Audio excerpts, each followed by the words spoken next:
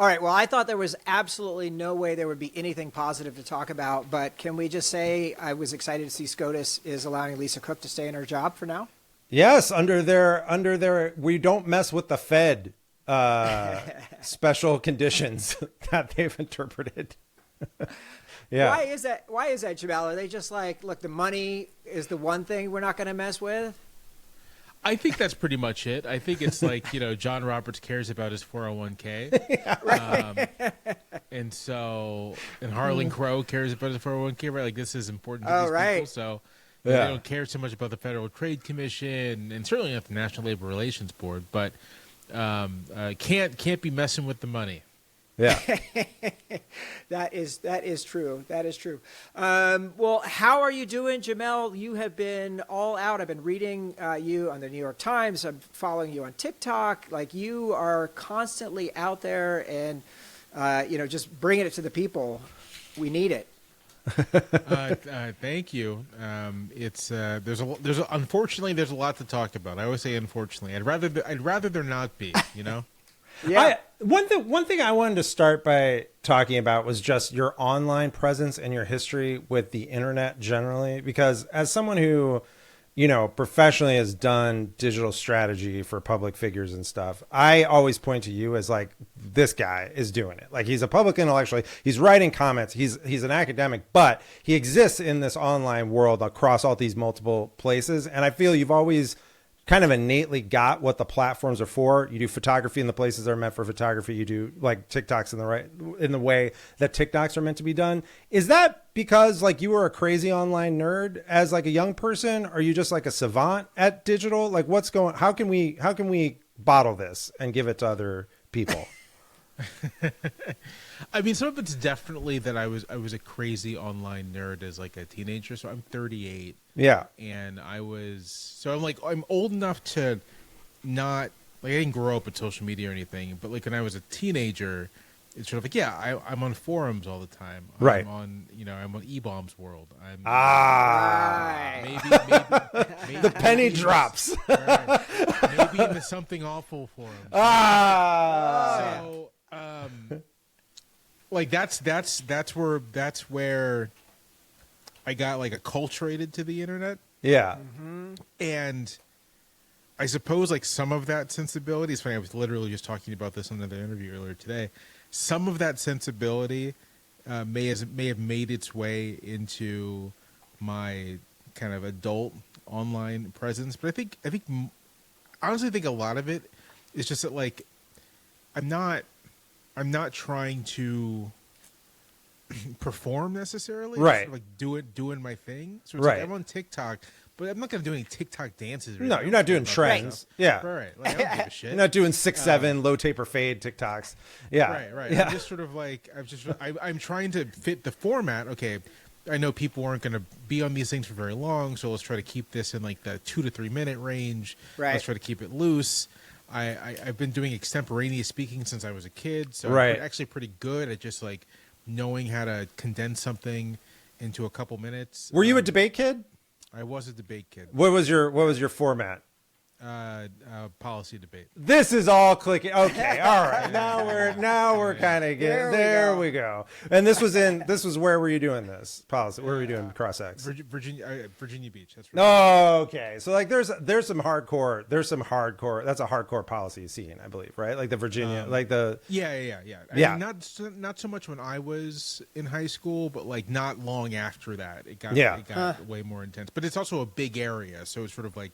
It's very competitive regardless. And so you're 10 years younger than me. So that means by the time you were doing cross X, like we had gotten into like the really almost meta element of policy debate where there was a lot of like critiques and there was a lot of like debating like the format of debate itself and like the point, like what is a debate and what is an op and like those kind of questions. Right. Yeah. Yeah. Okay. So you really cooked your brain and somehow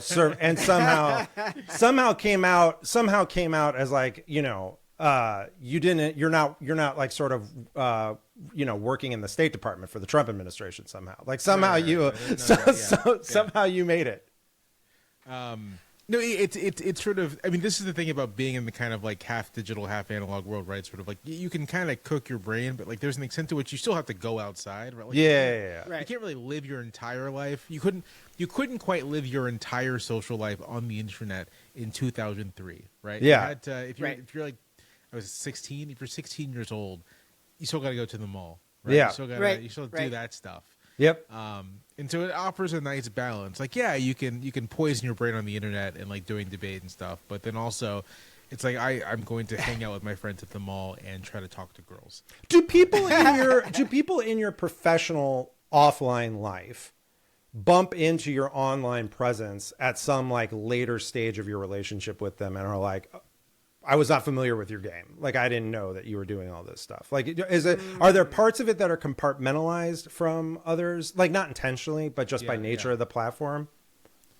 That doesn't happen so much anymore. Okay. There's a time when that happened 5 or 6 years ago, 7 or 8 years ago, that I would meet someone, friend them and everything, and then it would just sort of like, oh, at a certain point they'd be like, I saw you Right. on this thing, and I Right. didn't make the connection that it was you.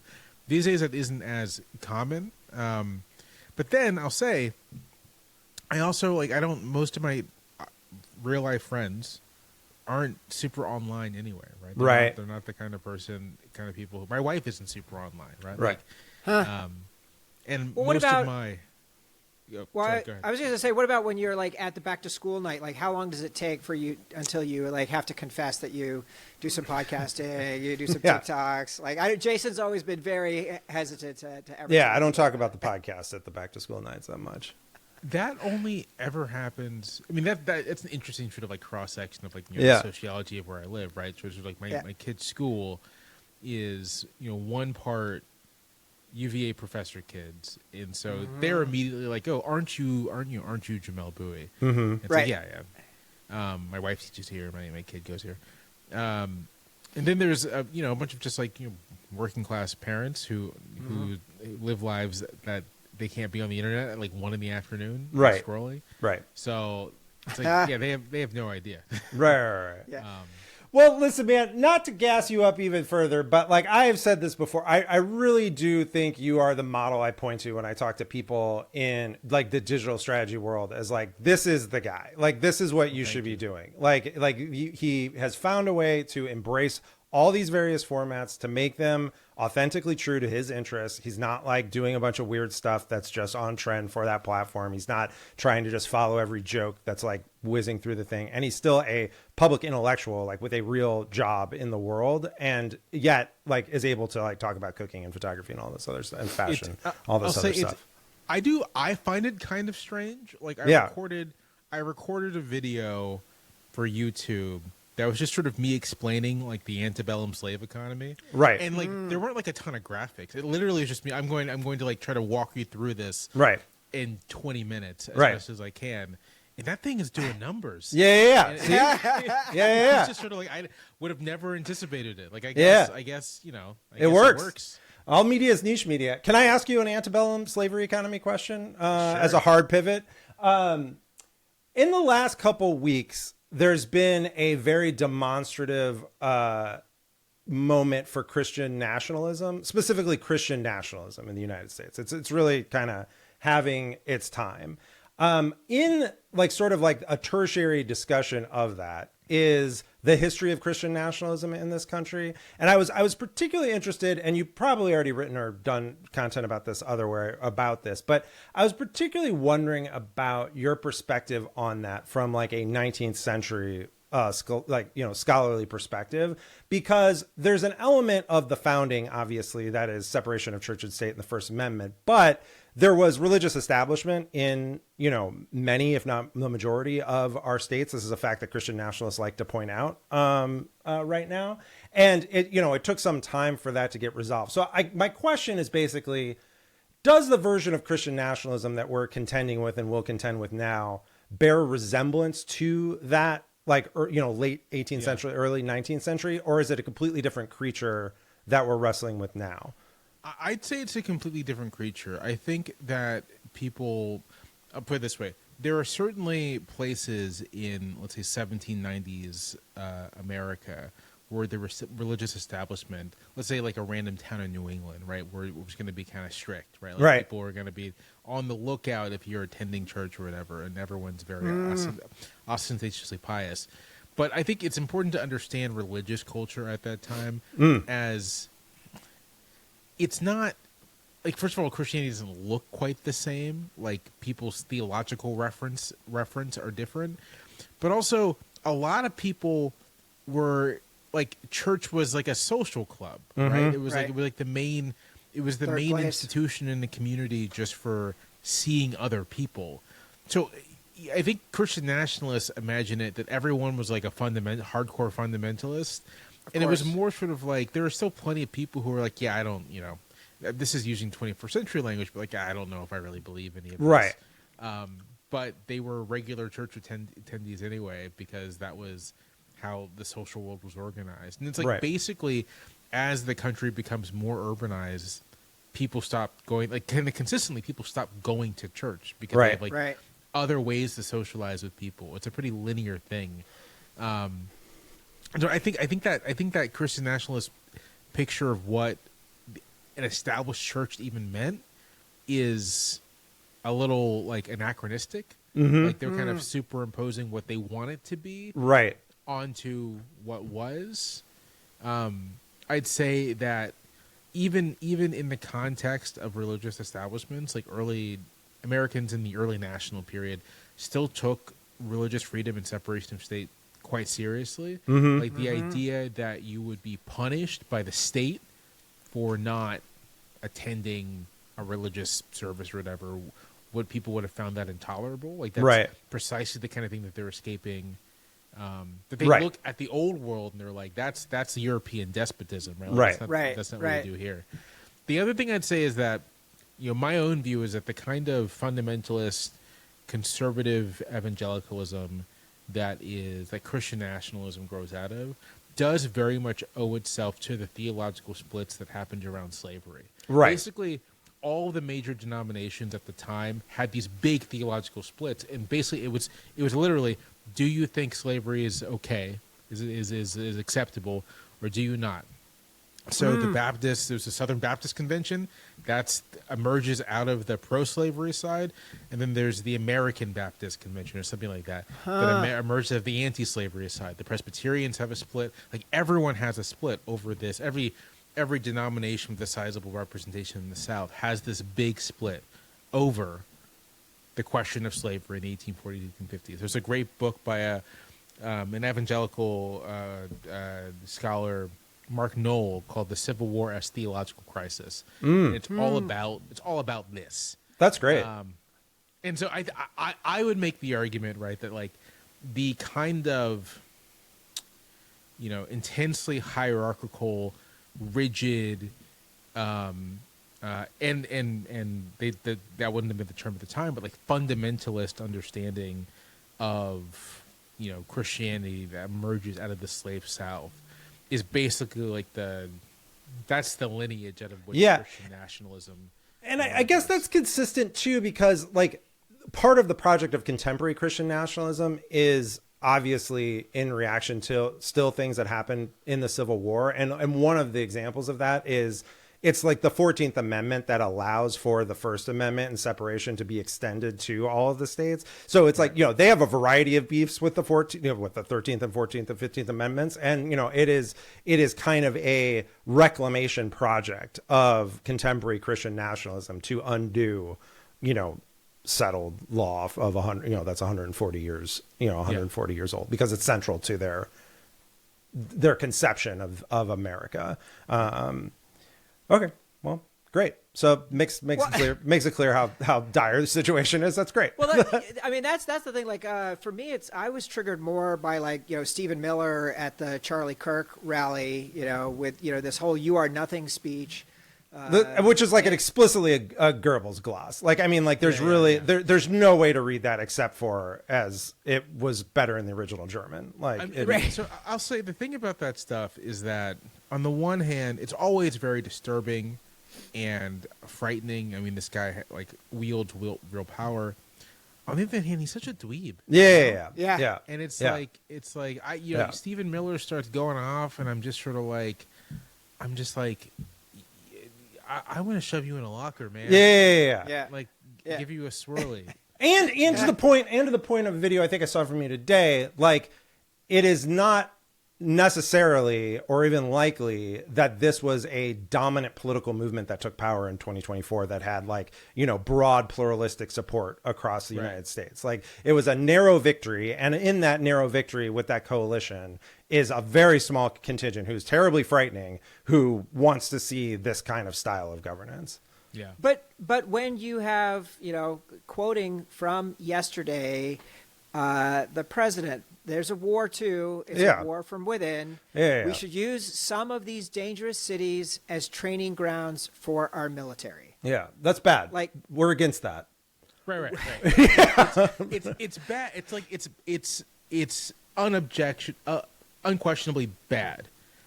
But then also, he's like almost falling asleep while saying Right. And I think Right. I think one of the things that actually makes it difficult to calibrate here is that they say terrifying things, and then they're like a bunch of Keystone cops. Right. And they're not big on follow through, fortunately. Right. Yeah. Even ICE, which the Yeah. expansion of ICE, the basically turning ICE into a Gestapo, it's really scary and really awful, and it's caused a lot of pain. But they also aren't doing that great of a job at it. I don't know how to put this. Yeah. Like, they are constantly, being chewed out in court and facing legal challenges. They clearly are having. They're having a hard time recruiting people. And the people they are recruiting are bottom of the barrel, which just exposes them to even more, legal trouble. They basically lost the support of the public wherever they show up, right? Like at a certain point, you're basically having jury nullification in Washington, DC right now. Yeah. I mean, Yeah. it's there's this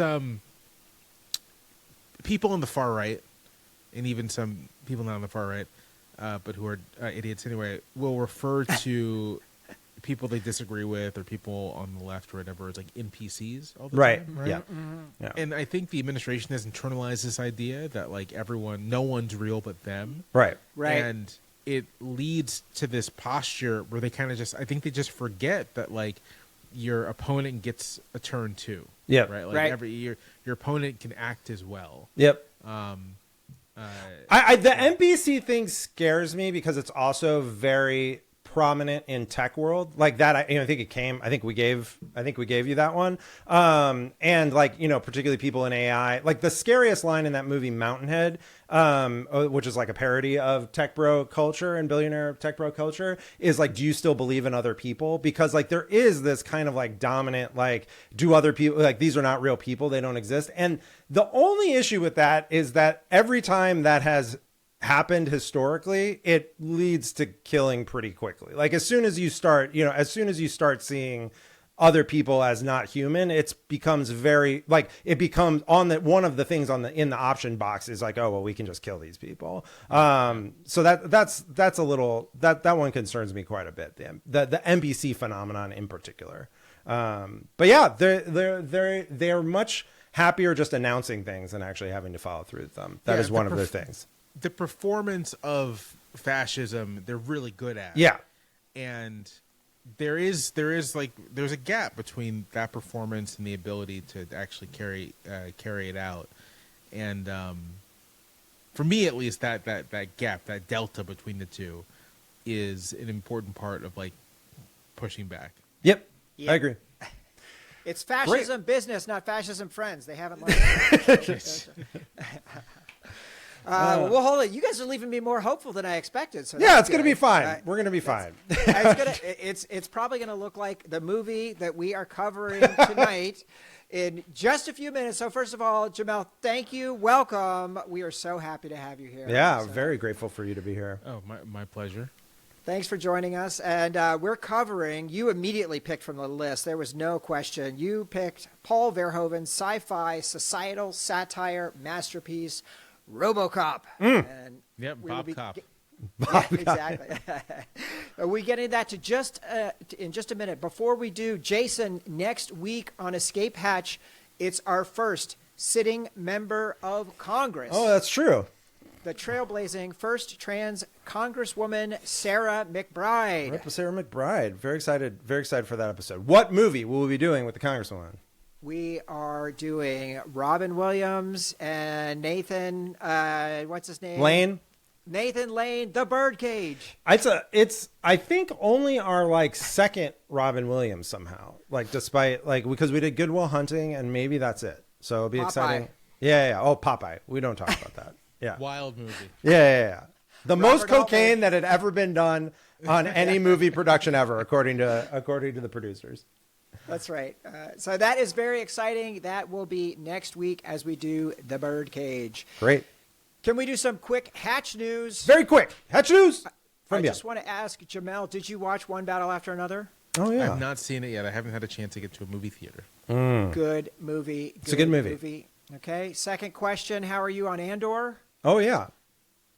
How do you mean by that? Did you watch it? Did you like it? Did you watch Andor? I've not yet finished season 2. Okay. But I enjoy it quite a bit. I think it's great.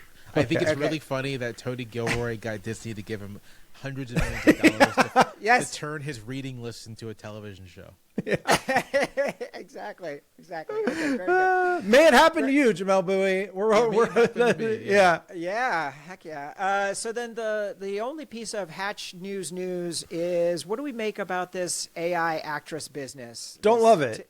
I don't love any of the Norwood. stuff that's happening in AI. The AI video stuff is upsetting. Like it's not like upsetting like morally as much as aesthetically. Like the whole Meta building the slop app, and then like OpenAI's got their own slop app, and like they all like it's like yeah you can. I don't know. I'm just not into the aesthetic at all. I don't find Of the slop. I don't find the questions raised by it that interesting either. I'm just like, yeah, this is a thing that technology can do. Some of it might be good for lulz. Like it's just not. I'm not vibing with it. I'm not really vibing with it. Yeah, So that's my take. I don't quite understand the whole like I don't understand who's it for. This is my whole thing with AI slop. It's sort of like, why? I just don't get it. Yeah. Yeah. Like if you Yeah, want to me neither. Yeah, I don't know. It's fun to play around. Like it's good for like our Discord. Like it's like, oh, I made this funny joke of like, Matt saying something you would never say or whatever. Like, it's good for jokes, and I think it will be good for like, attention on like some, I think people will get some eyeballs like on stuff in this Meta app, but like it's just not pleasurable. It's just not delightful. It's not delightful. It doesn't seem like something I really want to give my energy to. So I'm not into it. I agree. Well, we'll see what happens. I think, I'm sure it's all going to work out just. It's going to work out fine. Everyone will make responsible choices at these companies, and they'll figure out. Yeah. Speaking of our new Discord members, can we say welcome to Juzzface and Raipan? Welcome. And there was a new one this morning too. And Jason from Seattle. Okay. Welcome, Jason from Seattle, not from Australia. Yeah. We're grateful for you to be here. We're doing it. All right. Are you guys ready to get into this movie? Let's do RoboCop, please, Lord. All right. Here we go. RoboCop is the ongoing battle for safety and security from the evils of society on the streets and in the boardroom. In an all too plausible near future, old Detroit has become a deadly cesspool of violence, and its police force has been outsourced to Omni Consumer Products, OCP, whose plan to replace human officers with deadly automated sentries goes dangerously off the rails. Replacing this failed program is another, carefully prepared to begin when the next cop is ruthlessly murdered. Enter Alex Murphy, family man, executed on his first day on the job by the psychotic mob of criminals led by Clarence Boddicker. Alex will be reborn as he's placed inside an indestructible cybernetic body with enhanced reflexes, strength, and digital capabilities. But when he quickly uncovers the ties of corruption between Boddicker and the head of the OCP, Dick Jones, He will have to override his own programming if he's going to ensure that the freedom of self-determination will be part of his new life as the hero of the people. RoboCop. Yes. RoboCop. Man, I can hear the score playing right now. It's a great Hell, Great score. Great score. Yeah, we're definitely going to get into the score. Jamelle, what is your history with RoboCop? I cannot tell you the first time I saw RoboCop. That's how much RoboCop has been a part of my life. I have no memory of when there was a time when I didn't know who RoboCop was, you know? I've seen this movie many, many times. I watch it like a couple times a year at this point. Like it's just like a regular, Wow. it's a Friday. It's a Friday. Comfort watch? Yeah, comfort watch. I want to watch something. I don't want to think about it. Let me throw on RoboCop.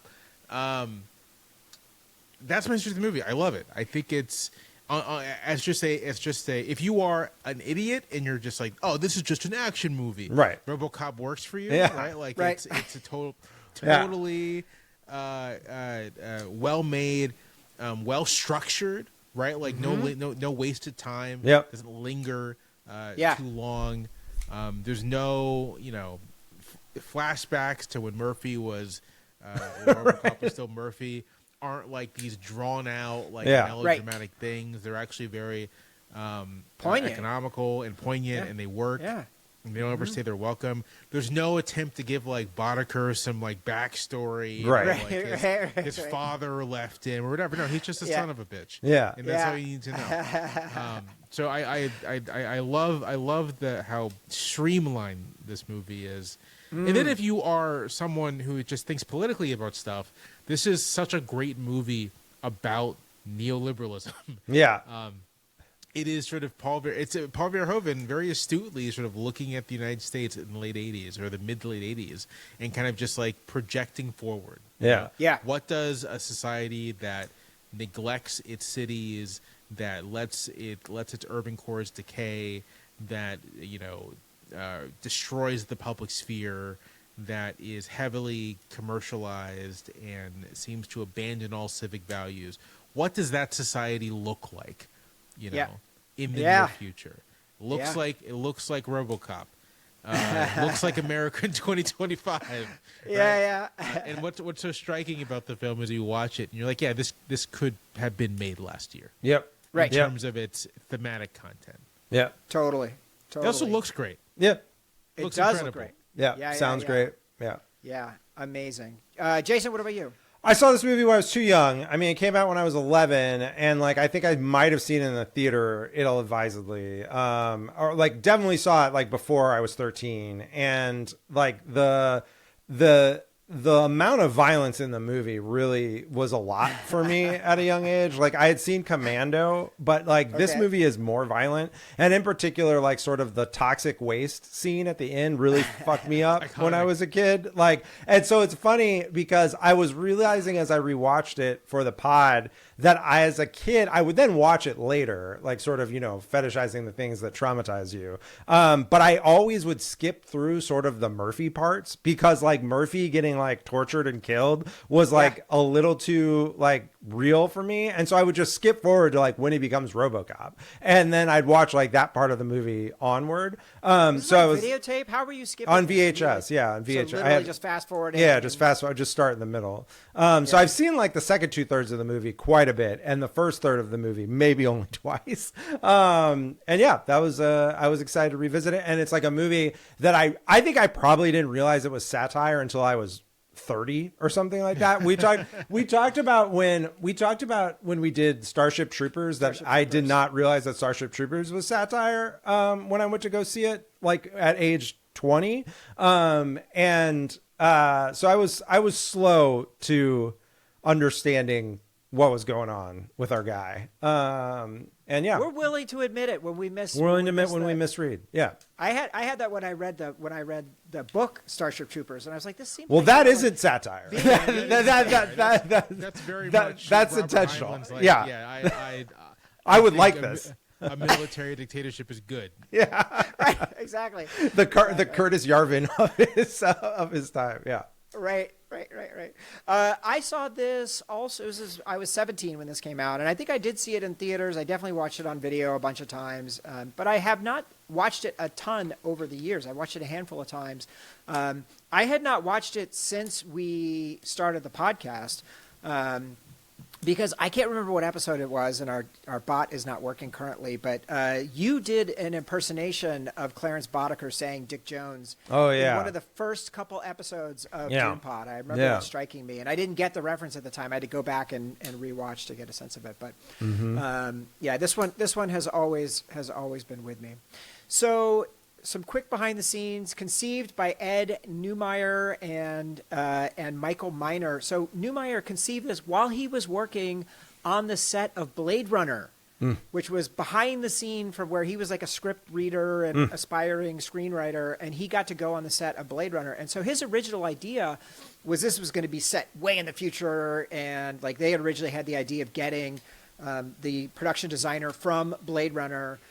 All of that got jettisoned when the budget started coming together, as this was optioned by Orion Pictures, which was a relatively small studio that had come out of, I think, United Artists exploding. And so they were really struggling to find a director. They offered this to Cronenberg. That seems right, actually. That makes a lot of sense. There would have been a lot of scenes of Robo's ports. And various like plugging ins of various things. That would have been the whole movie, is just organic ports. Yeah, and it's funny too because Cronenberg was also attached to Total Recall. He did a bunch of the artwork for Total Recall. That's why Quato is so disgusting. Yeah, in that context. So in the end, the script got sent to Verhoeven, who had done one American picture and had done Soldier of Orange, which was one of his foreign language films. He read the title and threw out the script. Just tossed it. Not for me. Apparently, his wife got a hold of it and read it and was like, oh, there's a core of something that's really good here. And she got him to read it.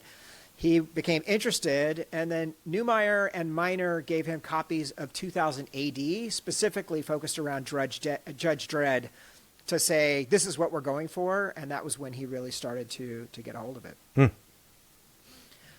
Finding Robo, they initially considered Arnold.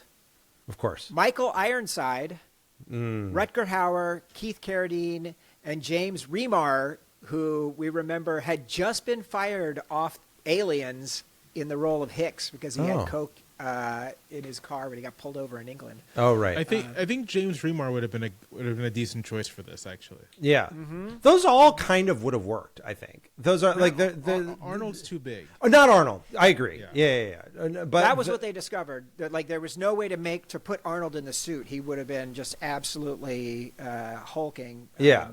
So they wanted somebody who would fit inside there and someone who was willing to have their face covered for most of the movie. Enter Peter Weller, who's cheap. He had genre appeal from Buckaroo Banzai and martial arts and marathon training. It's great. So they very quickly realized they could not do this in Detroit because it had low buildings and it was a union town. Jamelle, I love the fact that union membership is an important part of this film and like kind of like held up a little bit as a contrast, like holding back the corporate interests. Yeah, and yet they decided to make the movie with scabs. Like that was. Yeah. Well, in Dallas, which at the time they chose Dallas because it has modern buildings and older, less maintained areas where explosives could be used. Oh, that makes sense. That's a good choice. Great. Yeah, they blew up part of Deep Ellum. The budget of this film won Star Wars. $13.7 million. Worldwide, $53.4 million. And it must have just continued to trek from there. Like they had to have made another 100 million, like just in stuff over the last 30 years, like showing at various places. There's got to be more for sure, right? On the Robo train. Yeah. I have to assume, especially this was the beginning of the heyday of VHS rentals as well. Yeah, so totally. I have to imagine that they were making a killing off of rentals. Yeah. Oh yeah, and then DVDs and all that stuff. Also at the box office in July of 1987, Dragnet Full Metal Jacket. Oh my God. Inner Space, Adventures in Babysitting, Beverly Hills Cop 2. Want to do that on the pod. Spaceballs, Predator, Jaws God. the Revenge, Summer School, Superman 4, The Quest for Peace, and The Lost Boys. Like, it's interesting because I think I saw literally every movie in the theater that you just listed, except for Full course. Metal Jacket. I did not see, and still have never seen that projected. What I love about these older box offices, it's sort of like, you can just go to the movies and it'll be a movie for you. Yeah. Right? Like, Yes. Yeah. You want to watch a mindless action movie, there's a mindless action movie. You want to watch high concept sci-fi, there's a high concept sci-fi movie. A movie for your teenager and their friends, there's a movie for them. A movie for your grandpa, there's a movie for him. Right? Yep. Like, just the sheer diversity of stuff available to watch is remarkable.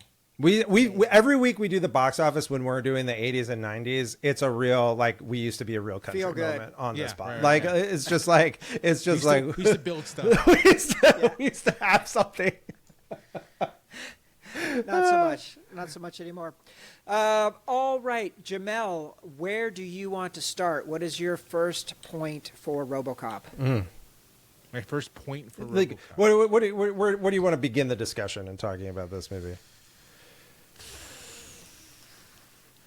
Let's begin with the film itself and how I think genuinely iconic RoboCop is as a character. I think one of Yes. the things that when he finally shows up on screen, it's kind of breathtaking, and it's just a design that is. It's kind of timeless. It's a perfect movie design, perfect movie creature. That's what RoboCop is, and so incredibly compelling, such that I don't know if you watched the remake from 2014 or whatnot, it's not good. Great cast, like a crazy good cast. But Yeah, good cast. Just like I watched the trailer, it just looked really bad. It's a movie shorn of its politics, and so it doesn't really have Right. anything to say. But they redesigned RoboCop for the film, and it's just sort of like, why? Just get the other design. It's Right. Yeah. It's a perfect. so it's let's- a perfect design. Yeah. Let's get into this. So do it slowly. So the suit was designed by the great Rob Bottin. Oh, makes sense. There you go. Okay, King Kong, the Star Wars Holiday Special, The Fog, Yeah. The Howling, The Thing, The Thing. Yeah. Explorers, Legend, Yeah. Witches of Eastwick, Total Recall, Yeah. Seven, Mission Impossible, Fear and Loathing in Las Vegas, Fight Club, and Jason, Game of Thrones, Season 4, The Death of Joffrey Baratheon. He was Interesting. He's brought in to do back the to do that. choking. That's crazy. I'm glad get that HBO money, Boutin. That's great. I'm glad that happened for him. Yeah, he was kind of like he was like sort of in the middle of like this legendary run when he did this. The suit's amazing, and it's like the visor, the little bolts on the side, the way the boots look, the gun in the side pocket. The sound design of the suit is phenomenal. Like Robo's feet Unreal. sound great. I don't know what they Yes. were doing for hydraulic robot parts, for like hydraulic Foley effects in 1987, but they crushed it. Absolutely crushed it. And then of course Peter Weller Is a it's robot. incredible physical acting. Yeah. You're just like that's a robot man. Yeah. To this day, when like Peter Weller pops up in whatever he pops up in, I'm just like, dude, cybernetic. Like he's still like he just because he like the way like he's got the thing like because like the physical acting of him in the suit is like he turns his head and then his shoulders follow. Like it's very consistent. He always nails like just the mime of it, and there's something that feels like that's just wasn't that much of an act for him. It was just kind of part of his life. So this is completely nuts. So he worked with the mime Moni Yakim for months, working on what his entire moves are going to be. But the suit was still under construction. It took 6 months to build. And so the first day they got in, and it took 4 hours to put it on, and he gets ready to go on set. He can't do a single thing that he has worked off with Moni. He completely freaks out. I would think he'd get pissed. he gets in a big fight Yeah. with Verhoeven, and Verhoeven fires him. Wow. Oh, like day one. Like day one of his shooting as RoboCop. And Yeah. so then it's like total panic. Everybody is freaking out. He is totally distraught. And they're going to hire Lance Hendrickson. They're going to bring him in and replace it. But Moni talks him down. He's like, "Wait a minute. Let's go see back what to you the do. mime. Let's go back to our mime exercises. Remember, you're in a box. You're in a box." Dude, he brought him back, and they came up with a whole new system, and then they showed it to Verhoeven, and Verhoeven is like, "This is perfect. Let's go for it." And we they need were off to to the do a races. list of like great contributions of mime to cinema, because it's like definitely this performance. The other one that comes to mind obviously is Bill Irwin as Tars in Interstellar. Yes. And like, so there needs to be a Mr. list. Noodle. Yeah, Mr. Noodle really putting on a role for Lifetime. We need to make a list of like the mimetic contributions to film, because that guy Joaquin, that guy crushed it for this film. Really saved it. Peter Weller could have been out of a job if not for him. Exactly. The gun was also very cool. Like the scene where they're just blasting with the semi-automatic, 3 rounds at a time, and the muzzle flares. That was all specially constructed to be able to do that. The scene in the shooting alley, like in the target practice, where they're all taking shots, and then they realize that that there's RoboCop here, and he's fucking annihilating these targets. Like that is good. That still connects for me. Like that reawakened. I was like, okay, I've seen the movie from this point for sure. I remember this part. Yeah. Yeah. Also, the car, originally he was supposed to have, actually they built this futuristic, super cool car for him to drive, and they didn't factor in the suit when they built it. And so literally he went to get in the car, and he could not get in the car. Yeah. So they're like, well, there's this brand new car that Ford made in Detroit, the Ford Taurus. Like, I guess that's the future now. Yeah. Yeah. The Ford Taurus really got a lot of product placement in this movie. The Ford Taurus really showed up. And the SUX 6000. The SUX sucks 6000. Pretty strong. That's a good one. Also, the last one I have on this is just when Robo takes off his helmet. He looks so good, his face. Yeah. It's It amazing. reminded me, you know what it reminded me of when he took off his helmet? What's that? It reminded me of is it Cloris? It's not Cloris Leachman. In Brazil, where she gets the facelift in Brazil, and it's Of just course. like her skin is like stretched, hanging on hooks. yeah. They gave. Awful. I was actually really I was trying to figure out how they did that cosmetic of getting his face to like have, because there's a tube going in up here, and he's got like the bullet holes, obviously. Yes. It's pretty good. The special effect is pretty good. Yeah. Really good. Really good. All right, Jason, where do you want to start? What's your first point? I guess I'll start with the thematic point that we talked about a couple times. Jamelle, when we cover these 80s movies in particular, as I'm sure you're aware too, one of the consistent themes is this idea that corporations are going to be the new autocracy. Like corporations are so powerful, they're going to take over. This is true as far back as like Alien, the original Alien, like the corporation is the one that kills everyone. In that, it's like, it's true in Blade Runner. It's true in a lot of these movies. That's like, okay, like the corporations are becoming so powerful. That are one that are going to run the cities and run our lives in the future. I do think it's interesting given now that at least some form of autocracy has risen in America in a way that I don't think we would have imagined was possible in the 80s, that it is really just like kind of your traditional strongman autocracy. And like the government and the corporations, the most powerful, richest companies in the world, $1 trillion companies, are just bending the knee as fast as possible to supplicate themselves before this old-fashioned version of autocracy. I'm not really sure. I don't know if you have a read on what that means, what we got wrong in terms of political theory. I guess my take on that is I think people underestimated the power of the state. Yeah, I think it's all that is. Yeah, I recently rewatched Network, Sidney Lumet's film from Yeah. 1996, because I'm writing about it for a project, and what's his name? Why did I just forget his name? Ned Beatty's monologue at the end, where he's Unreal. like, you're dealing with cosmic forces. Yeah, and the cosmic force is the dollar, right? The cosmic force is the financial markets. And so that was the thinking, right? That like the state was kind of withering away. It was not going to be as relevant or as powerful as these multinational corporations that can subvert state functions, that can take them on. And I think what we're finding, right, is that like, oh, actually, when states want to be, they can be immensely powerful. Yeah. And there's not really anything that businesses can do about it.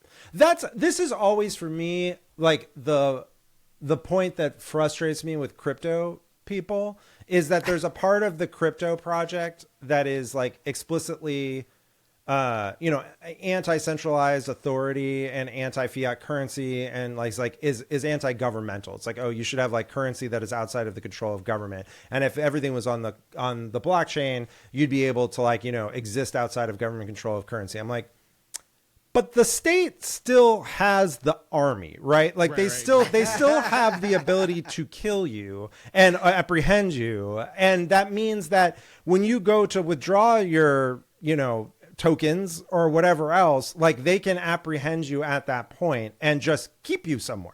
Where even if your money exists like in, cold storage or whatever, like it doesn't really matter to them. They are just going to come and take you and your stuff. And so I think to your point, I think in the 80s and, a kind of consistent narrative that fell from there is that people did underestimate that just the state is actually imbued with tremendous power. And a lot of the constraints that are placed on them from using it are just things that we've written down that they shouldn't be able to do, as opposed to actual hard constraints. Or not even written down. They're just sort of like these gentleman agreements we have that, like social norms. Remember those? Those used to mean something. Well, and I think, Jamelle, you've covered this on your pod as well. Like some of this isn't in this movie, but like it was around the same time where there was this very kind of Japan focused xenophobia of our corporations are at war with the Japanese corporations, and this is the new version of warfare that's actually relevant. Interestingly, part of the fear with Japan is that Japan had figured out this perfect merging of the state and the corporation, right, in a way that we are left unable to really compete. Right. The irony, of course, is that we basically set that up, a year after the Japan boomlet, I guess, the country enters its period of kind of 40-year decline. Terminal economic decline. Yeah. Such that they're structurally screwed. They're structurally, they do not have the people.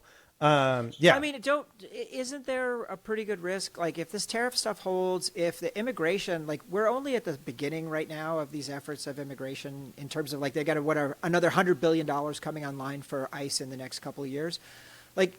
Isn't the most likely outcome of that a stagflation and a complete economic disaster for the United States? I mean, I would say so, right? Part of why the United States has been such a dynamic economy and able to avoid Japan-style stagflation over decades, able to avoid European-style austerity and disinvestment. I always tell people, don't get it too much in your head that Europe is a super wealthy, better version right. of America. Right. Really go spend some time in some of these places, and you'll be shocked. Yeah. What's that? There's that stat that the state of Mississippi is if you took London out of the UK, it would be poorer than Mississippi. Right. Right. Right. Anyway, immigration and trade and open trade relationships have basically kept the United States economy afloat. Yeah. And so I think that if you're going to try to do American Juche, then the main effect is it's going to impoverish everyone. Right. It's going to make the country poorer. Yeah. Seems like not good. Not good. Not good. We're not for that either. Not great when you think about how arguably so much of the current situation is a product of the slow recovery from the Great Recession. Yeah. So Right. sort of like a slow recovery from the recession is enough to like produce 10 years down the line madness. Then Yeah. I actually am very much afraid Right. what happens if we really screw up this country's economy. What comes down the pipe, Yeah. 15 years years after from that. now. Yeah. So, I mean, these themes are huge, and Jason, this was actually my first point as well. Is that not just the notion of the political element, but just the satire, which obviously, Starship Troopers takes this to a whole nother level. But when you have, it's so effective here. Particularly, it's the media break segments where the president's visit to Star Wars Space Station was disrupted when it lost power. Yeah. Or laser from a peaceful satellite platform killed thousands of people. Including Verhoeven loves TV. He loves showing screens. Yeah. That's a big thing for him. Which is like sort of like that always reminds me of like the Dark Knight Rises, like the Dark Knight Returns, like the comic book. That's like with the TV screens. the TV screens and all the panels. Like that's another big Jamelle 80s thing that we've talked about, which is just like, oh, there's all this television. What's that doing to like our understanding of reality? I mean, Verhoeven seems to really see modern people as living their lives mediated through screens, through like representations of themselves on television. So RoboCop literally is a person whose life is mediated through a screen. Yeah, that's good. And like that's the emotional climax of the film is when he takes off the visor. Right? Yeah, Yeah. That's No longer has good. The visor on, right? That's really good. But you see that in Starship Troopers too, which one way of watching Starship Troopers, it's sort of like it's like a meta. It's almost like a meta film. Yeah. So you have these interstitials that are like almost these weird commercials. Do you want to know more? Right. And it's sort of like you're not just watching a movie. You're also a citizen of this government watching this propaganda film. Right. And getting this reality mediated to you through the screen. I don't know. This is very good. I love this. It really makes me want. I would love to read like a history of like basically extremely online before there was online. Like what were the depictions of people who are addicted to screens or who experience reality through mediated screen experiences before we knew what that really felt like. You could go as far back as 2001. Space Odyssey, because like there's these tablets that they use to like talk to their family members from Discovery, and there's some interesting kind of like early screen stuff in that. But I think there'd be both of the Verhovens we've talked about, but I'm sure there's others that are like the degree of connection and mediation that we kind of created through these early films. Who were the incels sitting by the radio, like obsessed with listening to those broadcasts? Yeah, totally. It would be really interesting to look at. The other thing I think that's just interesting. one more note on this thing.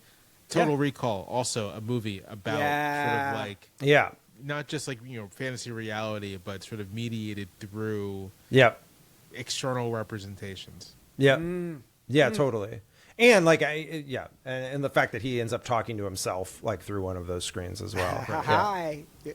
But the notion of from here it's television. By the time you get to Starship Troopers, all of those interstitials do feel internet related. They right? feel very internet-y. Yeah. Which is cool that all of society moved that quickly into off of television and onto internet. Although it's gone a lot different from there. You also have, of course, the completely infamous "I'll buy that for $1." Yes, which I thought was a real thing as a kid. I like as a kid, like, and for years, like again, like until maybe 30 or something like that, I believed that was the Benny Hill show that they were watching. Like I was like, I knew that there's this thing called the Benny Hill show, which I had never seen. And like, I thought that was it. And I did not know that it was like Angels with Dirty Faces in Home Alone, a completely constructed, like, Angels with Dirty Faces. I was like, I didn't know that wasn't a real thing until I was an adult. Yeah, I think I found that out like 5 years ago, to be perfectly frank. But but yeah, I had no idea that it was a fake TV show. What was there was also the video game that had, I think I'll buy that for $1. Yeah. That, like Smash TV. Smash TV. Yeah. Yeah, that was classic. You also had like the Nukem game with like the family. He does. Verhoeven loves doing, like, I guess maybe this is a place to talk about Verhoeven as satirist, which maybe is me just retconning the fact that I didn't get it with satire until like 5 weeks. But I feel he's like, what he's doing is a little complicated. Like in terms of satire, it's pretty complicated. Like I don't think you would never misread Dr. Strangelove as anything but satire. Like you never would misread Dr. Strangelove as being like, oh, this is actually like a straight up kind of, like interesting argument about national defense or something like that. It's like, no, this is clearly satirizing militaristic culture and like, the Cold War, et cetera. I think Verhoeven, I think the violence is one aspect where the lines get a little blurry for me with Verhoeven, because the ultra violence is so over the top and so like pleasurable in a way that like you're kind of seduced by the violence. Like you in this movie, people get more shot than anyone has ever been shot in cinema before. Like people get absolutely annihilated. And the degree to which it's like meant to be kind of a good time, that like the guy gets shot like 1,000,000 times and then falls out the window, is where like, I guess I forgive myself as a kid for not recognizing that was meant to be anything but like a good time, like seeing that guy get, completely blown away. So yeah, apparently his mantra was more blood. At all times, and like the scene with the Ed 209, they had to reshoot that whole thing. They did it in Los Angeles. He would stand in front of the Ed 209 and make all the sounds of machine guns happening. Oh. But that guy, was his name Kinney or what? Mr. Kinney? Kinney, yeah.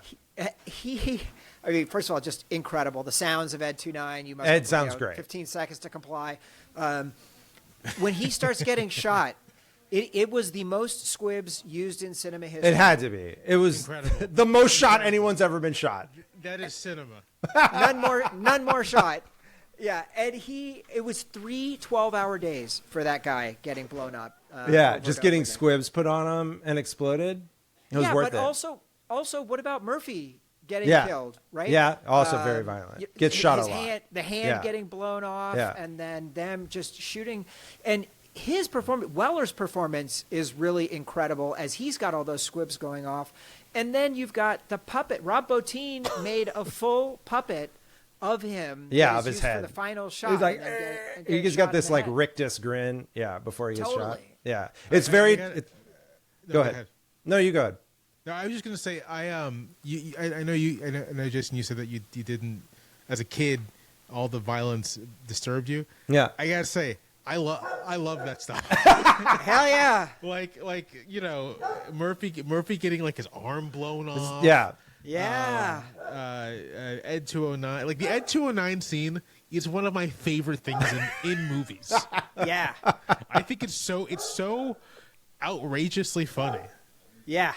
Really funny. The fact that he like complies and then like still gets blown away. The fact that he tries to hide behind other board members and no one helps him at all. They push him out of the way. Yeah. And like the fact that like the technicians immediately know the guy is screwed and they're like ripping the wires out the machine, or just like we're doing Control Alt Delete as fast as we can. This robot is super pissed.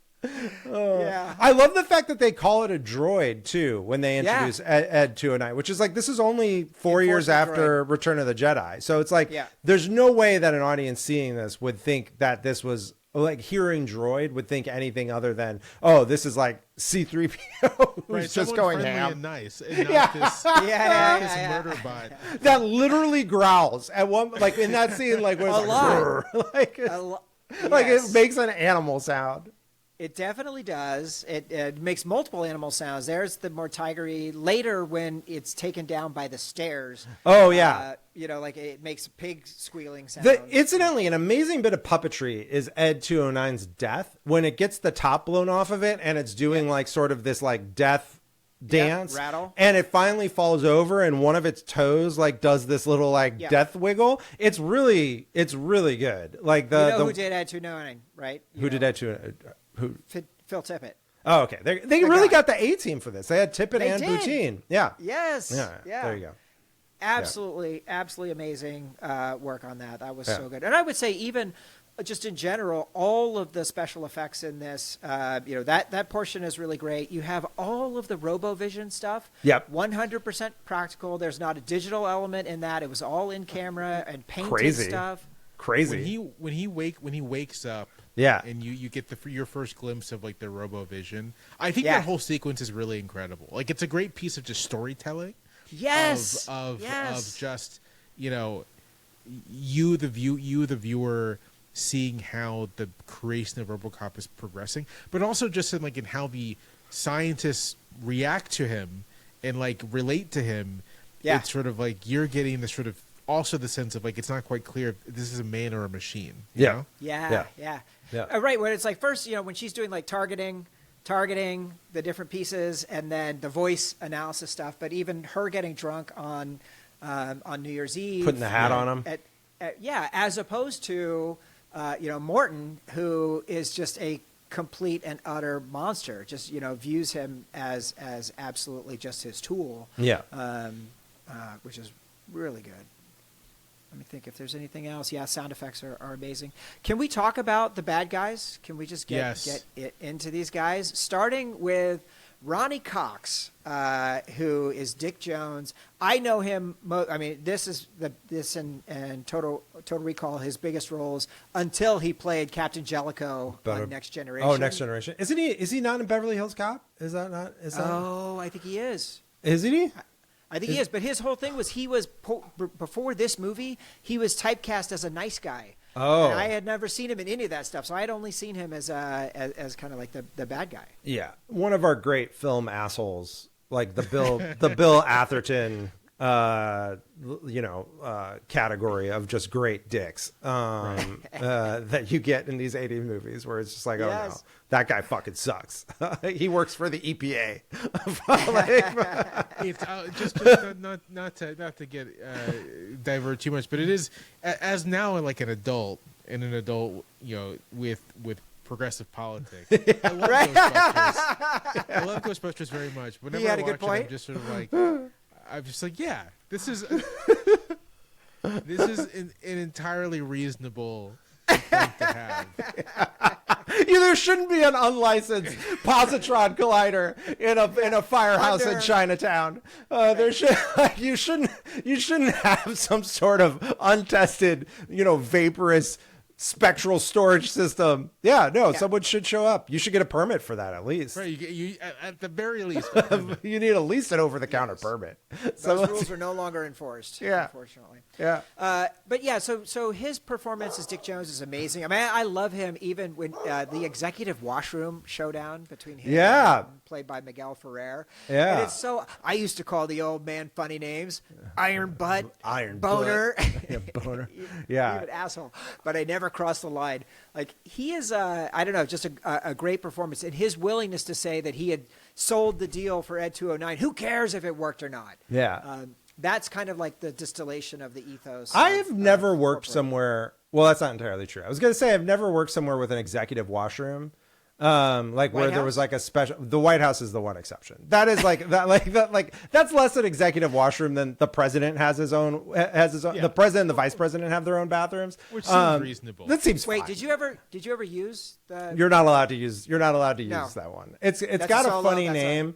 It's called it's like Station 500 or something like that. It's like how it's officially referred to by the Secret Service. But it's like there would be no reason you should go in there ever, and you would be strongly prevented from going there. Like that is not for you. But yeah, aside from that, like I've never worked in an office that had like an executive washroom that was like specifically for, or like in a movie, Jamelle, that we somehow have not done.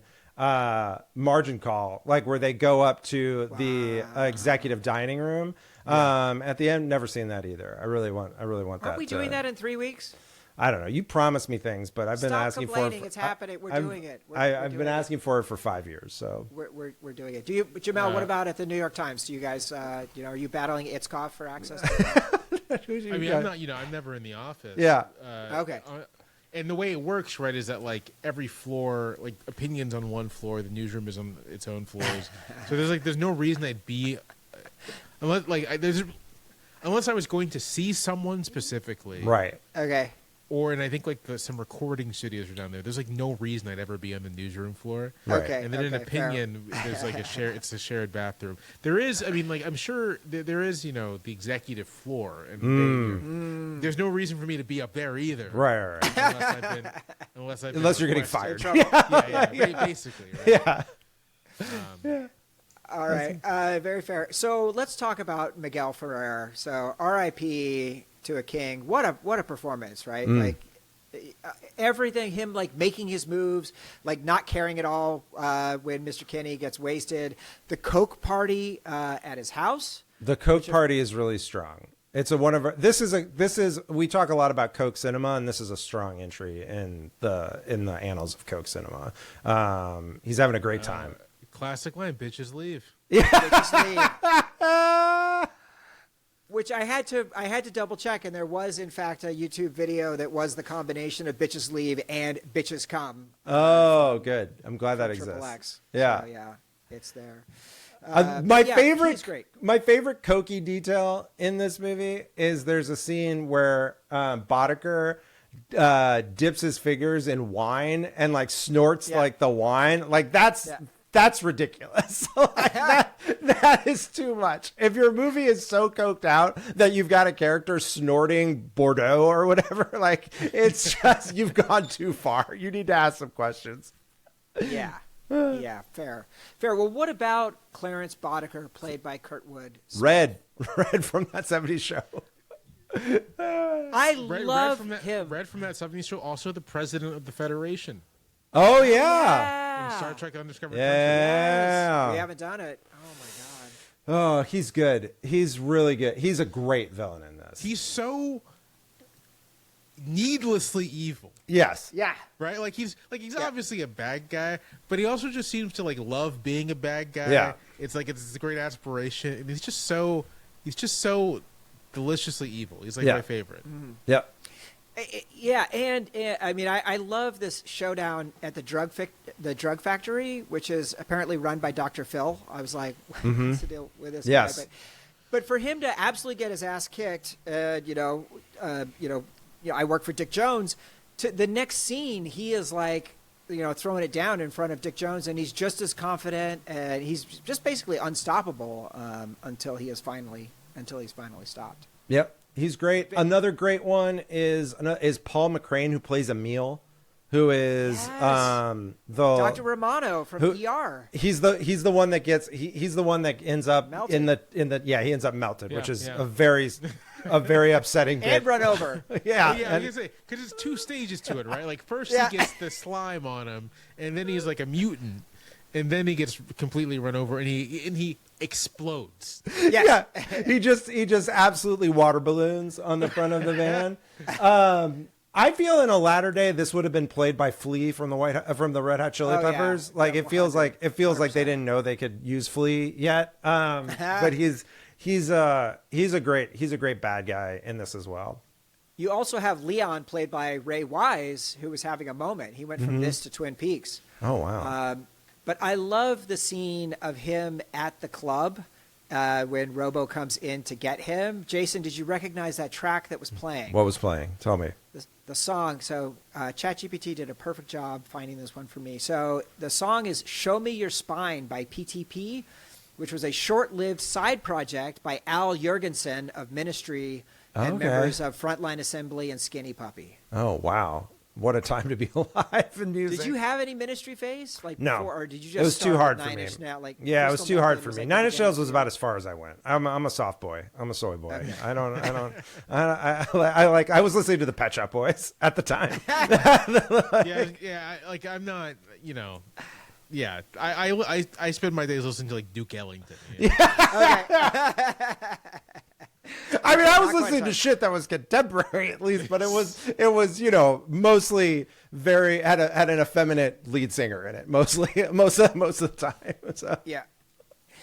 It is interesting. So when Robo finally goes out on his night, he jumps in the car and he takes off for his first night at work, right? Jason, this was very much to me like Superman. Here it's 35 minutes in. Oh, we finally see RoboCop do something. Yeah, he goes out and he actually does his mission. And there's like four things that he has started. Yeah. with the convenience store. Fuck me. Yeah. Me. Yeah, but to Jamelle's point earlier, this is such a well-structured movie that it didn't feel too delayed to me. No. Like the first act has a ton of action, then you get Totally. RoboCop doing dope shit, and then you've got RoboCop solving the movie. Like you know, The gratuitousness of the violence of Murphy's death really does hold you over right? for quite a while, right? Right. Like Yeah, for sure. After that, as an audience, as a viewer, you're just like you do want to not have as much going on, Right. Right. And then when you finally get RoboCop deployed, it's very exciting. Yeah. Totally. Yeah. Totally. But him driving around is where we really drop the score. And this is, of course, Jason, you would immediately identify Basil Palladores. The old Palladores. Partnered with Milius for Big Wednesday and then did Conan the Barbarian, one of the greatest films ever made. Red Dawn, Iron Eagle. He did America, which was the Chris Christopherson, the U.S. is conquered or becomes So it's like, here's my question. Did Palladores know that he was scoring a satire? Because, like, given his, like, pretty reactionary movie history, like, he might have thought, was like, oh, fuck yeah, like, that's what we need to clean up these towns. I'm going to write a heroic anthem for the robot that's coming to clean up this decayed urban core. That's exactly the law and order we need. Like, he might have been surprised when he saw he might have been in my shoes. He did also do Hunt for Red October and Starship Troopers. I'm very familiar with the score from Hunt for Red October, which is amazing. Yeah, really good. You covered. You also covered Crimson Tide, which we did last year. It's a great episode. What a movie. Yeah, really fun. But the thing I wanted to ask you about, when he goes and he's attacking, he's fighting the two women, or the two guys that are going to rape the woman in the parking lot or whatever. This like ultra heightened, maniacal, psychotic behavior of these two guys, like this to me is like how I imagine the right imagines all of us. That's what San Francisco is. That's what's going on right now. That's what's going on in any city, any urban area. It doesn't matter how big or small. Yeah. You walk in and there are some guys like, let's rob and steal and pillage. It's like that, or like a scene from Escape from New York. Right, exactly. But you had asked the question, right? Like yesterday, Trump was like, I don't know. It's what they showed me that looked like that was happening. Like, who's minding the goddamn store? No. Is it just like whatever crooks. Miller puts on? It's whatever Miller puts on the TV. I suppose so. Yeah, it's whatever he saw last. That's the reality. He's got no persistence of vision. Like he's just whatever he saw last is what he believes for sure. Yeah, I think that's true. He should come visit. It's nice out here. It is nice out here. Yeah. Jamelle, anything you want to make sure that we hit? I think we're doing. There's nothing I can think of, and I do have to get out at 4:30. Just no problem. No problem. I gotta start making dinner. What's for dinner? What are you planning to make? A very straightforward. I'm a country boy. Some pinto beans with smoked turkey, collard greens, and cornbread. Oh my God! Wow. Sounds delicious. That sounds great. Dang.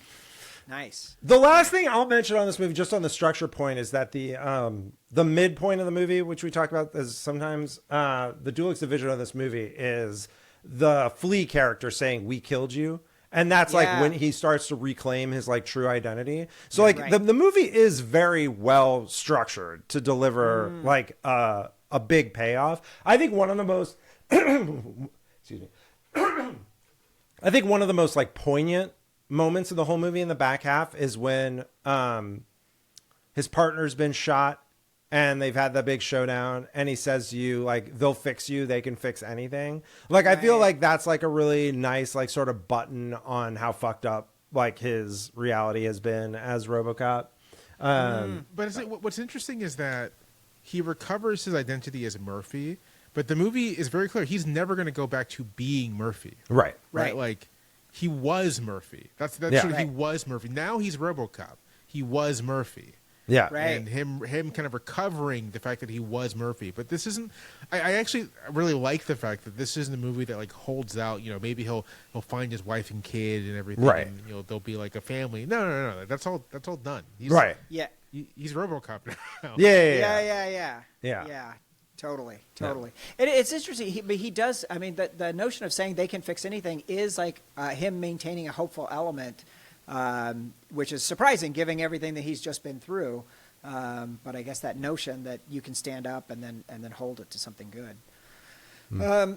The Deakins Award for Outstanding Excellence. So this film was shot by Joost Vacano, who shot Das Boot. Oh my God. The Never-Ending Story, RoboCop, Total Recall, Showgirls, and Starship Troopers. Wow. So basically just all over Verhoeven stuff. And Wolfgang Petersen in the early days. There are some incredible one-shots at the beginning of this movie. Yeah. Like throwing the guy out to Peter Weller walking in the front door is all a oneer. Yeah. Him going through the locker room. It's another co-ed shower room. A Verhoeven director trope. Loves a co-ed shower. Exactly. That has to reflect something. Personal he taste. experienced. Oh, yeah. Personal taste. Yes. Definitely. That's like when we covered what Driver, Rafe Winden Refn. Oh, yeah. Like he Drive. his Drive. Yeah, he talks about like sort of fetishistic filmmaking. He's like, I put on screen the things I want to see. It's like, okay, got it. Check. Verhoeven, we know what you want to see. You really want to see some dudes and some ladies showering together in a vaguely militaristic setting. Understood. We're picking up what you're putting. Yeah. I have a couple of honorable mentions. The Automated Realtor, welcome shopper. Let's stroll through your home. Yeah. It's built by Z Industries. This shopping and near schools and shopping. This progressive development has a growth factor of 7. 7. Yeah. So Jason, where are they on the abundance? If they could just get like permitting resolved in outer Detroit, and like just allow people to build ADUs without having to go for another permit, that growth factor would go up to 9. That's all I'm saying. There we go. Yeah. In a heartbeat. Yeah. The data spike I thought was pretty cool. The data spike is strong. The way the hand folds down to do the spike. It is another kind of Star Wars echo because it very much is like R2. the R2's interface. Yeah. I think the late 80s are sort of like peak technology in movies when they're Yeah. trying to like do kind of like future, because it's still, the reference points are still just sort of like old analog stuff, but like what if it were kind of futuristic? And I think that's the coolest aesthetic. There's even Buddy Max Reed has a name for like thrillers that kind of have this aesthetic. Nokia Wave. Yeah, Nokia Wave. Oh, Just- yeah. Totally. Max Reed is a Totally. very good writer on these topics. Yeah. Oh, yeah. Also love all the cops are named after serial killers. Oh, okay. That's Oh. good. Little I something. did going not know that. Yeah. Jamelle, our final segment. Who would Tilda Swinton play if you had to recast one role in RoboCop? Yeah. Who would you We're cast? spoiled for choice in this one, really. I mean, Boddicker. Yeah, that was 100%. 100% was Yeah, my first choice. 100%. Yeah. She'd be perfect. Yeah, she would fucking crush. It would be basically like, it would basically be her Gabriel from Constantine, but like just with snorting the wine and like just doing all the business, holding the Cobra assault rifle. What a dream! What a dream to have Tilda in that role. Yeah, She should play villains more often. Like she's Yeah. very good at it. Very good. Yeah. Agree. I'd love to see her as Robo. Like, let's see. also her. would be good. She would do great. Let's see her moves. Yeah. Yeah. She would be great. Like she would kill the physicality of it, I'm sure. Yeah, wouldn't even need a mime coach. Amazing. We did it, Jamelle. Incredible to have you here. So What do blessed to have have you. plug? My pleasure. Thank you so much for having me. Yeah, where can people find you? Where should they check you out? So I have my column at the New York Times, which is these days every Wednesday, and then I have a newsletter in the New York Times that comes out most Saturdays. You can follow me on TikTok. There, I'm at Jamelle Bouie. I'm on Instagram as well as at JBouie. Instagram, I usually I cross post stuff from TikTok, but also I share photography. Cool. But what else? I have a YouTube page. I think it's like at Jamelle Bouie.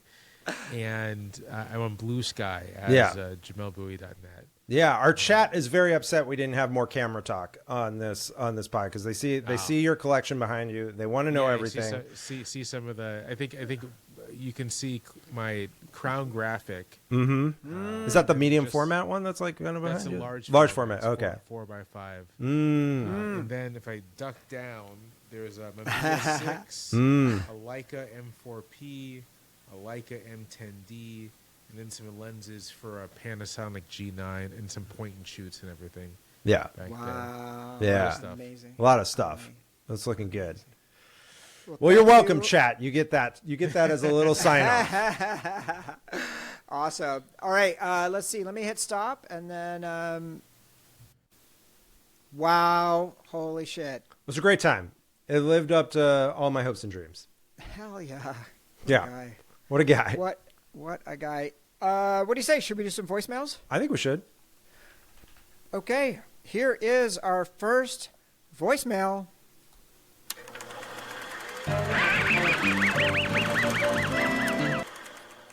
It's silly. Woo!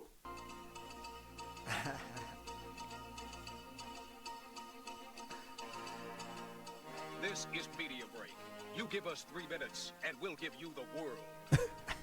Good morning. I'm Silly Oswald, and for today's top story, we turn to the city of Portland. President Trump directed his Secretary of Defense to send troops to the war-ravaged city. Earlier today, the mayor of Portland, Kyle MacLachlan, had a stern response. And that is why, as mayor, I've decided it's time that we need to secede and form our own weird and yet independent nation. And now, a word from our sponsor. Is life giving you a headache? Is your painkiller giving you an unusual fascination with trains? Here at King Arthur Baking Company, we only use all natural ingredients in our sourdough painkiller starter kit. In as little as 2 weeks, you'll be ready to conquer that headache that will leave your newborn saying goo goo instead of choo choo.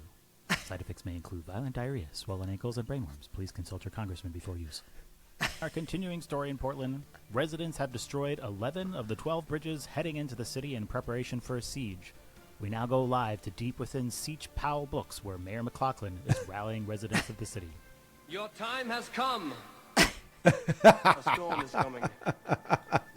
Our storm. And when it arrives, it will shake the universe. Long live the fighters! Long live the fighters!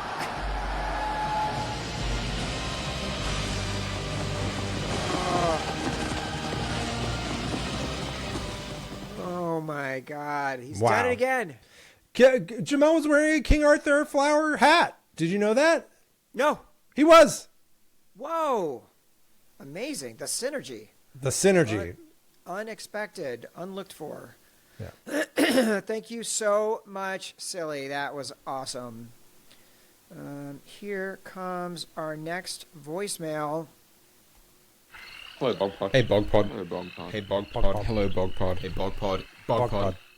From across at least one pond. G'day, guys. So RoboCop is just a real movie based on true events, right? What's going on? In the same way that Starship Troopers is just beat for beat a tweet from the White House nowadays. It's not, not looking good. But generally, yes, we despair when satire ends up being the truth, because it's normally dystopian and it's bad. However, sometimes dystopias, satire, they're like spaceships and laser guns and stuff, So, kind of an insane question for today.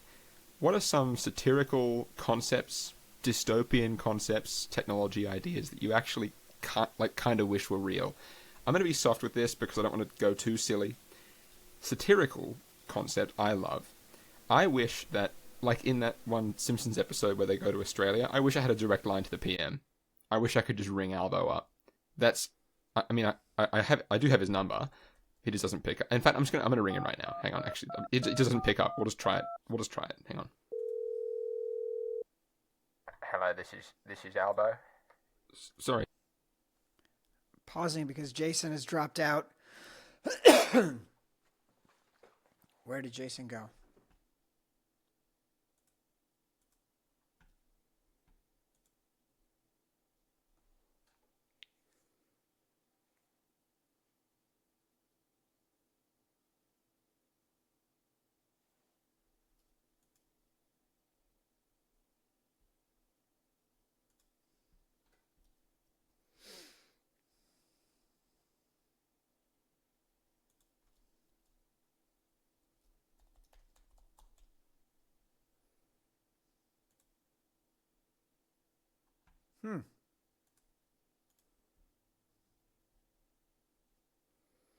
Boopity boopy, boopity boopy.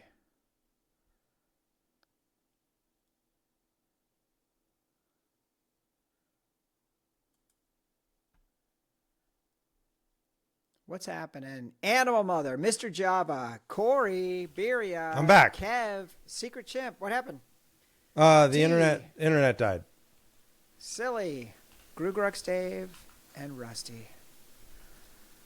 All right. Let's see. How much did you get? I just started the very beginning of Animal Mother's. Ethan? Yeah. Sorry. Ethan's voicemail. Okay. Why don't we go? We'll go ahead and restart that. Yeah. And we'll go for it. Let's see. Are we recording? You're recording. All right. Here we go. Is this? G'day, guys. So RoboCop is just a real movie based on true events, right? Like that's in the same way that Starship Troopers is just beat for beat a tweet from the White House nowadays. Yeah. It's not not looking good, but generally, yes, we despair when satire ends up being the truth, because it's normally dystopian and it's bad. However, sometimes dystopias, satire, they're like spaceships and laser guns and stuff. Yeah, so it's not all bad. So, kind of an insane question for today. What are some satirical concepts, dystopian concepts, technology ideas that you actually kind of wish were real? I'm going to be soft with this because I don't want to go too silly. Satirical concept I love. I wish that, like in that one Simpsons episode where they go to Australia, I wish I had a direct line to the PM. I wish I could just ring Albo up. That's, I mean, I do have his number. Interesting. In fact, I'm gonna ring him right now. Hang on, actually, it doesn't pick up. We'll just try it. Hang on. Hello, this is Albo. Sorry, is this the Prime Minister? Is this Anthony Albanese? That's right. It's me. It's Albert. It's Albert. No, don't like this. Yeah, no, actually, I decided that bit wasn't very funny. I didn't believe in it. I didn't know it was gonna be funny. I'll do better next time. See ya. That's pretty good. I like that he was doing a different accent, and then he just bailed on the whole thing. Oh yeah, the mid-bit bailout. The mid-bit bailout. All right, we'll take it. We'll take it. Yeah. Your favorite? I mean, her. We talked about it at the time when we did it recently. Yeah. Like it's kind of appealing for sure, right? Yeah. Anything else you could think of that's in that vein? Let's see. I think like listen, if you weren't being sent out to go like farm the xenomorphs, the alien world seems like it could be chill, right? Like if you were just like able to be downloaded into the synth, if you were a trillionaire in the alien world, it seems like it's chill, right? Maybe in like 100 years, like get on the other side of it or something. Yeah. I think it's probably going to be a little rough transition getting into it. The transition might be rough. They need some more social safety net supported by the Wayland-Yutani corporate cap gains taxes. Did you watch Romulus? No. The scariest moment in Romulus is when I forget the name of the young woman, the one who played the photographer in Civil War. Yeah. Who's the lead? She's like trying to get off world or whatever, and she goes to talk to the corporation. The corporation's like, actually, you get another 6 years. Like, and that's it. Like she just gives it, and there's no there's no recourse. There's nothing you can do. It's just like, sorry, 6 years. Yeah. So tough. It seems bad. Yeah. Her does seem like it ends up fine though. Like the AIs come, they're mostly benevolent. They go away. Yeah. It's really not that big of a problem, right? I wonder what happens when they come back, right? Her too. I'm sure they're very chill. Hers. They come back that they're just like super into slop videos. All right, here we go. Our next voicemail is from Animal Mother. This is your brother, Animal Mother. Here is our next voicemail.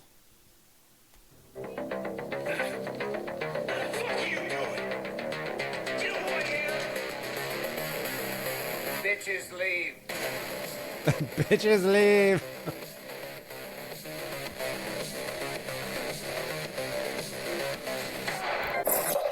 It's strong. Hello, animal friends and animal lovers.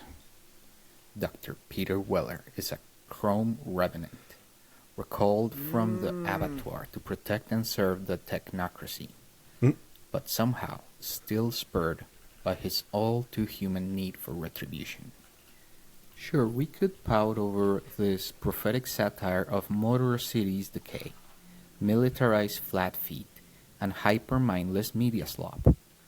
Or we could, for a moment, be who we were when we first saw a melting goon turn into a smear of chunky chicken soup, which was probably way too young for our own good.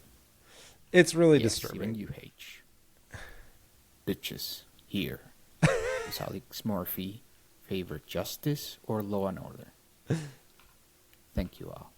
See you at the cocaine factory, and keep the change, you filthy animals.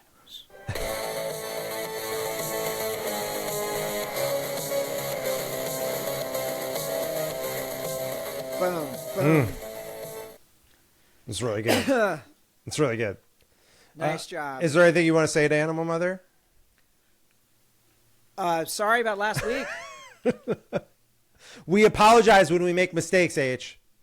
Yeah, we do. We own it. Yeah. We own it. I do not have a policy of proactively losing one voicemail every week. All evidence to the contrary.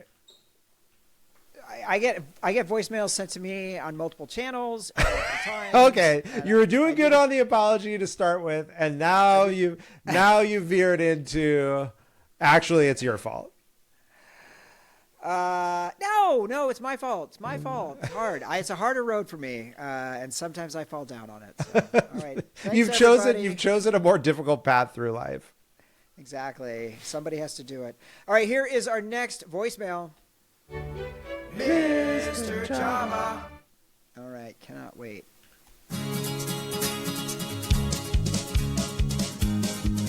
To the town of Delta City came a stranger one fine day. He was a man turned into robot, didn't have too much to say. No one dared to cross his path, no one dared to make a slip. For the robot cop among them had a big iron on his hip. A big iron on his hip. Was a bad man named Clarence who came riding into town. He loved cocaine and the tigers, yes, and was gonna hang around. The tigers. He'll shoot RoboCop with the gun that he brought from Dick. He was here to kill the cyborg with a big iron on his head. A big iron on his head. Had a showdown at the factory on the outskirts of the town. They shot his lady partner, but they could not keep him down. Dude, this Parents slaps. might have gone living, but he made a fatal slip when he tried to match the sheriff with a big iron on his head. Big iron on his head. Big iron, big iron. All right, what would you buy for $1? Tell me about a great tech startup idea or consumer product that you'd want to sell in the RoboCop universe. Oh. Yeah!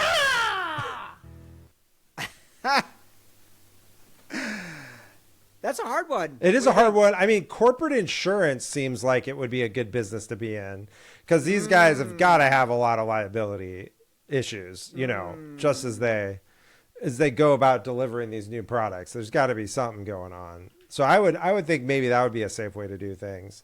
I guess there's some risk that like if the company ends up sort of in bankruptcy or like not, you know, sort of able to pay, they might just refuse to pay because, you know, they can send killer robots to you otherwise.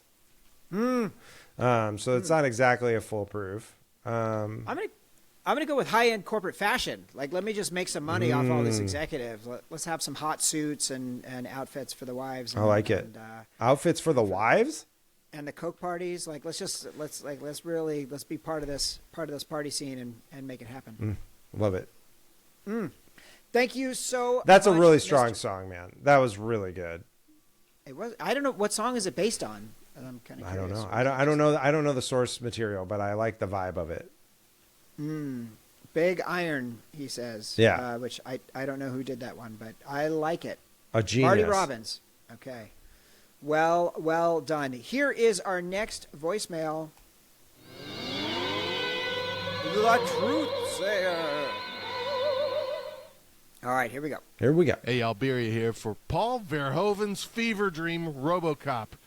Shows us a world where capital is trying to transform the world through technological force. The guy in the suit, though, turns out he was way more into Renaissance architecture. For today's Truth Sayer, we're going to trade in dystopian Detroit for the domes of Florence and explore 3 unlikely tales of Peter Weller's connection to Italian high art. 2 of these stories are false. 1 is true. Time for the Truth Sayer. Number 1. While filming RoboCop 2, Weller purchased a 16th century Venetian reliquary at a private auction. It was later quietly donated to the Getty Museum, where it remains on display, unlabeled beneath a Romanesque frieze. Or is it number 2? In 1993, Weller played the lute in a Florence chamber quartet under the pseudonym Pietro Cavallo. The group specialized in obscure sacred music and once opened for a Yo-Yo Ma masterclass. My mother was a saint. Is it number 3? Peter Weller earned a Ph.D. in art history, completing doctoral work in Florence on the influence of Leon Battista Alberti's architectural theory. He's fluent in Italian and has lectured at both Syracuse and UCLA. So, which of those Baroque robo-facts, the Venetian reliquary, the lute playing, or the Ph.D. in art history, is actually true? It's either 3 or all 3, because the third one is definitely true. He has an art history PhD. I'm going to go with all 3. I'm going to stick with just number 3, but this is Dr. Peter Weller, and I didn't hear whether or not I could hack this one from the metadata, so I'm just going to go with number 3 and play it safe. Which of those Peter Weller stories about high art is true? It's number 3. All right. Peter Weller, not just a scholar, he's a Florentine-trained Renaissance scholar. His doctoral dissertation focused on Alberti's use of spatial perspective. And yes, RoboCop can absolutely quote Vasari. Bitches, truth. Nice. Bitches, truth. It's pretty strong. Really good. Oh, really man. How blessed are we to have Beria in our lives? So good. I think he's on the road right now. He sent me, or he's leaving soon. He sent me Truth Sayers for this one and for the Birdcage. God, he's really out there working. He's out there doing it. Yeah, he got his stuff to me early. Here's our next voicemail. Escape hatch. Hey, it's Kev. Much love from the East Village on a beautiful, finally a brisk fall morning here. Big week. We're talking about RoboCop, Paul Verhoeven's, one of Verhoeven's many satires, probably the most understood out of all of them, which is crazy to me. But anyway, Kev's question: as we saw, Alex Murphy became the ultimate policing machine. And it's funny, in the years since RoboCop, we've seen a lot of great, both constructive and potentially destructive, human cybernetic enhancements, right? Prosthetic hands that can receive brain signals and things like that. So Kev's question: if you could replace any human part of you that isn't gross, okay, let's keep it, a little safe for work for this brief, beautiful moment, with cybernetic enhancement, what would it be? For me, I could use robot knees. I think would be great. Oh yeah. I would love that. I think, maybe. Again, cybernetic enhancements to both either body or mind. I think also, but the memory, you want to do the memory, but the memory is so. I don't want to remember things that vividly, but that's up for you to decide. With ultimate peace and love to y'all and to the great Jamelle Bouie. Ooh, big week. I'll talk to you all very soon. Once again, it's Kev's questions. This is a tough one. This is a tough one. I will just constrain it to like body. And I think like the issue there is that on one hand, I think Kev is much younger than us. He doesn't really understand that like the knee jokes aren't that funny anymore. Like my low back hurts all the time. And that's just the way life is. So there's definitely an element where, as I'm thinking ahead, if I could just replace my entire like spine, that would be chill. But also I have heart disease. So I'm like, well, maybe I should just like, if I could really just kind of de-risk the heart situation and take out the whole heart, would that be good? What did the guy say during the heart commercial? It was like a Javix. The Javix, yeah. Who I think actually is the guy who... Yamaha. Javix Yamaha. Yeah, I think Javix actually is the guy who created the artificial heart. But anyway, I'm just saying, yes, that could be chill for me. I'll go with the good cybernetic brain enhancements. Like, I'll go for the one that only remembers all the stuff that I want it to, and gives me unlimited processing power, but doesn't have any downsides. I just feel like, I mean, at some point in my life, that would have been the most interesting one for sure. But I'm like, yeah, I don't know. Like, I feel like I've thought enough in this. Like, I'm not. I've had plenty of thoughts. My brain's got me plenty far already. I'm good. I'm good. I don't know what I'm optimizing for. I just would like my back not to hurt and also not die of a heart attack in 5 years. So this is very fair. Yeah. All right, here is our last voicemail.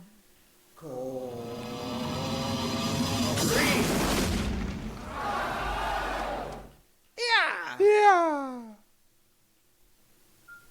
Hey, this is Corey calling from Austin, Texas, about 1987's RoboCop, one of my most favorite movies ever.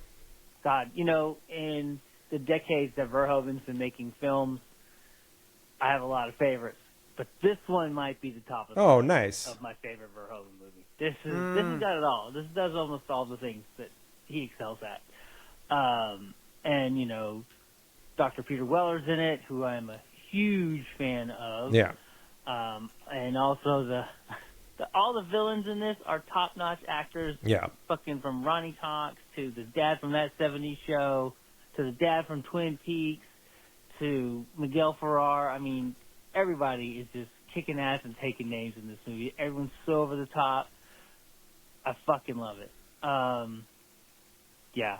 I remember when I was a kid reading through Fangoria magazine, and there was a still picture of RoboCop's hand not RoboCop, back when he's Murphy, his hand getting blown off on the ground, and they were talking about how the MPAA had fucking cut a whole bunch of shit out of RoboCop, cut down on the gore, and I remember I was being so furious. I hated the MPAA when I was a kid, and I probably still do, now that I really think about it.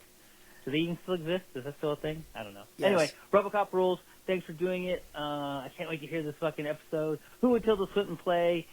It's a toss-up, but I'm leaning towards Boddicker, right? I want to see her doing that, just full-on crazy villain. All right. Love you guys. Talk to you next week. Bye. Woo! Love that Corey loves the movie. I really didn't doubt that he would somehow. I picture for sure Miguel Ferrer being a strong pick for Corey. Miguel Ferrer is a really interesting looking individual also. He's got a real kind of duck looking face. I don't even know what animal that is, but it's something. I didn't realize we'd lost him already. Yeah. Oh yeah, a couple years ago. It was a real tough. Is he Jose Ferrer's son? Yes. Fuck out of here. Wow. Did you say that on the episode? No. I'm saving it. Wow. We just did. Crazy. This is still the episode. We're still going. That's nuts. You guys, we did it. We did it. We did it. Jason, RoboCop. It was a great movie. I can't believe we hadn't covered. I know. Bouie. Honestly, like I think close listeners of the pod will be able to determine that this was a special episode for me. That I really like Jamelle Bouie. I think he's a fascinating person, super smart, but also just like really fun. Like also he's a debate kid, which I didn't know before, which now like totally makes sense. I love him more than I did before. And I kind of think we're friends now. That's what I'm going to tell myself. So I'm just, how about that? I'm really stoked. After 280 becoming friends. out of 280 episodes of this pod, I finally got something out of it. Finally, congrats. Happened for me. I do have. I will plug this week that I got Keystone Legend in World of Warcraft Season 3. I don't know what that is. Yeah, you don't know what it is, but it means that you have done like basically the best that you can do in the Mythic Plus dungeons, which was one aspect of the player versus PvE World of Warcraft. I got the top, like I did the best I could do at that, basically.